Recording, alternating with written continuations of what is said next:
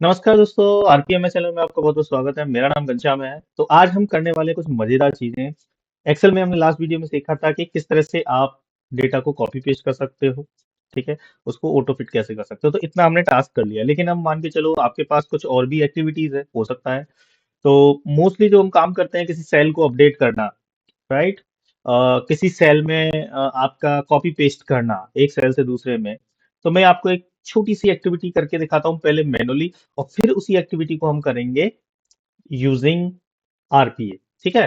तो किस तरह से ये यूआई पाथ में होगा, वही सारी चीजें हम करने वाले हैं। तो बने रहिए हमारे साथ। जब तो मैं अपनी स्क्रीन शेयर कर रहा हूँ, आप हमारे चैनल को सब्सक्राइब कर दीजिए। चलो मिलते हैं अभी।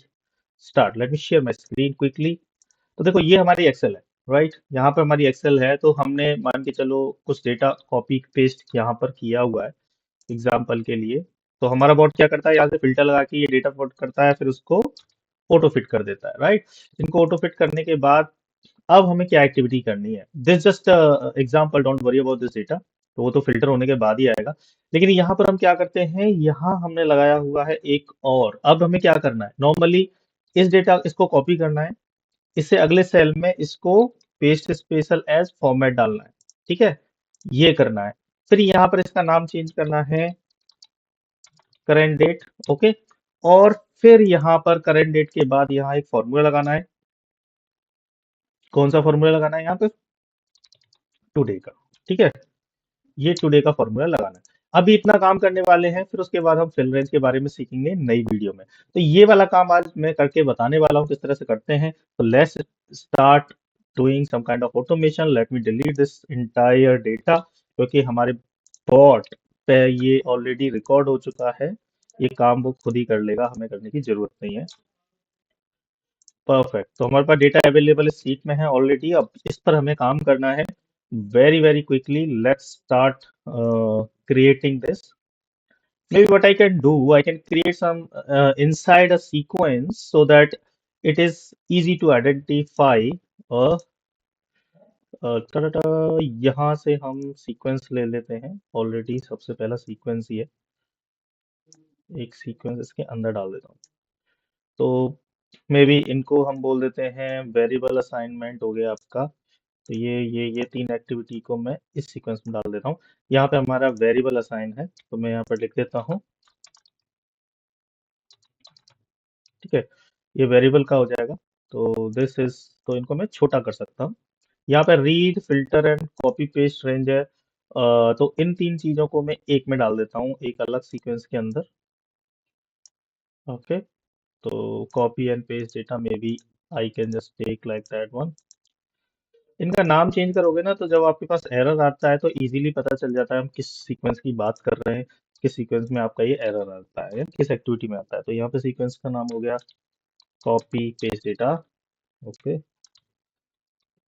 Copy paste data, right. Copy and paste data. ठीक है। तो ये हो गया है अपने पास। और यहाँ से दो सीक्वेंस आ गए, यानी यहाँ वेरिएबल हो रहा है, यहाँ कॉपी एंड पेस्ट हो रहा है, ये ऑटो फिट हो रहा है। इसको अभी असाइड रखते हैं, क्योंकि इन दोनों के बीच में हम काम करने वाले हैं। तो ये मैंने इसलिए किया कि थोड़ा छोटा हो जाए और आपको भी इजीली बताए, क्योंकि ये हम ऑलरेडी कवर कर चुके हैं अपनी प्रीवियस वीडियो में। इस वीडियो में हम बात करने वाले जो अभी तीन एक्टिविटी मैंने बताई हैं। तो लेट्स गो विद इट। पहला काम है, इसमें जो डेटा है, लो मैं इसको पहले कॉपी कर लेता हूँ इधर। तो कॉलम जी से इधर को मान के चलते हैं, डेटा ऑलरेडी अवेलेबल है। तो हमें ये कॉलम जी से जो डेटा है, इसको पेज स्पेशल एज फॉर्मेट करना है कॉलम मैच में। तो उसको करते हैं क्या, कॉपी पेस्ट रेंज, वही हमें यूज करना पड़ेगा। आप मुझे बताइएगा, यही करना पड़ेगा या नहीं। अब यहाँ पर हमें क्या करना है, यहाँ पे बताना है सोर्स और डेस्टिनेशन। सोर्स हमारी ये वाली रेंज है, डेस्टिनेशन हमारी ये है। तो इसमें हम कॉपी पेस्ट करना है। तो ये हमारा है शीट टू। शीट टू हमने ऑलरेडी डिफाइन किया हुआ है अपने वेरिएबल के अंदर। लास्ट वीडियो में मैंने बताया था किस तरह से कर सकते हैं। तो ये देखो, आउटपुट शीट हमने ऑलरेडी एक वेरिएबल बनाया हुआ है। इसका नाम है एक्सेल आउटपुट शीट। परफेक्ट। तो यहाँ पे आप डाल देते हैं Excel output sheet dot range, क्योंकि उसको रेंज चाहिए। और यहाँ पर हम डाल देते हैं उसकी वैल्यू, क्योंकि ये है हमारी G1, I believe it's a G1। हाँ, ये G1 को कॉपी करना है और पेस्ट किस में करना है, G2 में, सॉरी H1 में, H1 में पेस्ट करना है। कॉपी पेस्ट क्या करना है, फॉर्मेट्स, तो जो फॉर्मेट है उसके वही कॉपी पेस्ट करना है। एक्सक्लूड होल्डर ट्रांसपोज हमें नहीं करना। परफेक्टली ये हमारा एक काम हो गया, राइट। अब हमें क्या करना है, डेटा यहाँ पर मान के चलो ये इसने इस तरह से फॉर्मेट पेस्ट कर दिया। अब इसकी जो वैल्यू है इसके अंदर हमें डालना है करंट डेट, ठीक है। तो उसके लिए हमें एक एक्टिविटी यूज करते हैं,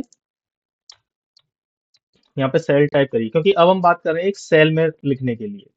तो यहाँ पे जब आप सेल लिखोगे तो सेल में आता है आपका राइट सेल।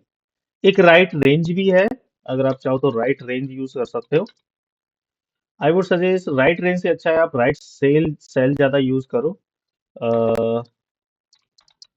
इस तरह से आता है fill range, write W, write data, write write write write write write write, okay it's better to go with cell then, okay. copy range, delete range, read range, write range. There is a write range also. ये लेकिन Office 365 का है, so that we cannot use. I believe we can use only Microsoft Simple Excel. Read and write range workbook, set range. Let's go with the window range append read range. So many. Why it is confusing a lot? But it's better to write in cell क्योंकि हम लोग cell में बात कर रहे हैं। Right to cell हमने recent activity कहीं यूज किया है क्या, ये रहा। देखो माइक्रोसॉफ्ट 365 मत लेना, ये वाला लेना, राइट सेल, जो एक्सेल का पार्ट है, क्योंकि हमारा स्कोप यही है। और राइट सेल गए। अब यहाँ पे थोड़ा सा हमें क्या लिखना है, राइट राइट सेल का हेडर लिखना है हमें current date, okay current date. इस right cell where to write हमें लिखना है H1 में। तो यहाँ पे कौन सी, पहले पूरा रेफरेंस देना पड़ेगा, Excel output sheet, Excel output sheet में ही लिखना है डॉट। अब यहाँ पे आप रेंज नहीं ले सकते क्योंकि ये सेल की बात कर रहा है, तो यहाँ पे सेल लेंगे और सेल में जाके, इसीलिए यहाँ पे बताता है कि राइट सेल, ठीक है। अब इसके अंदर कौन से में लिखना है आपको, अगेन H1, H1 वाला आप सेल, आप रेंज एज स्ट्रिंग आप दे दीजिए। अब यहाँ पे लिख सकते हो राइट सेल H1। ये आप जस्ट नेमिंग कन्वेंशन के लिए है, जैसा मैंने आपको बताया। वापस आते हैं इधर, ठीक है। तो अब हमारा होगा कॉपी पेस्ट रेंज है, यहाँ पे आपका कॉपी पेस्ट रेंज में हम ले रहे हैं फॉर्मेट,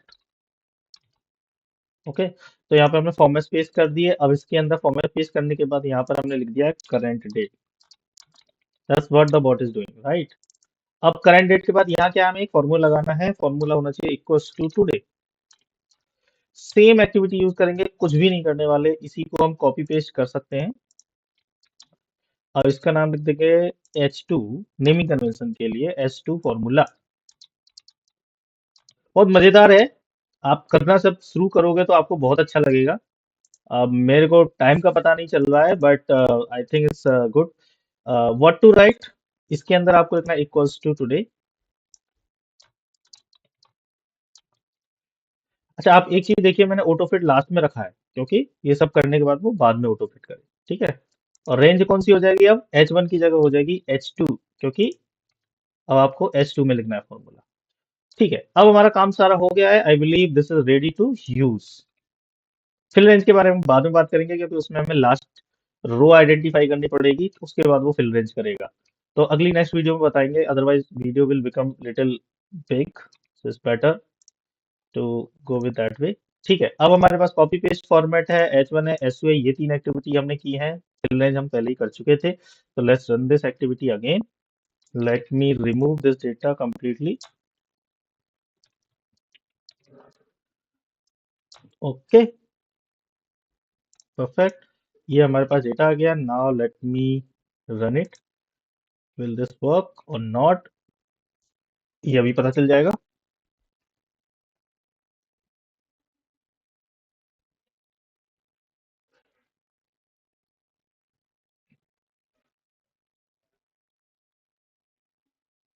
परफेक्ट, वेरी गुड।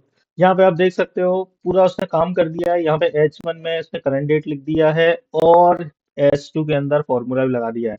अब एक होता है फिल रेंज में क्या मतलब क्या होता है, ये इतना सेलेक्ट करके और इसको आप ऑटो फिल कर देते हो, राइट। वैसे मैं कंट्रोल डी दबाता हूँ, ये इसको करके खींचते हो ना ऐसे, तो ये फिल रेंज हो जाता है, कंट्रोल डी, राइट। तो ये इस तरह से फिल रेंज होता है। तो वो फिल रेंज की बात हम बाद में बात करेंगे नेक्स्ट वीडियो में। तो होपफुली आपको ये वीडियो पसंद आई हो। अगली वीडियो में फिर हम आपको बताते हैं कि एक्सेल के साथ और क्या क्या कर सकते हैं। There are so many activities already available. I think keep learning. और मिलते हैं नेक्स्ट वीडियो में जिसमें हम बताएंगे फिल रेंज। तब तक के लिए आपका दिन बहुत बहुत शुभ रहे, या फिर आप अपने आप भी ट्राई कर सकते हैं।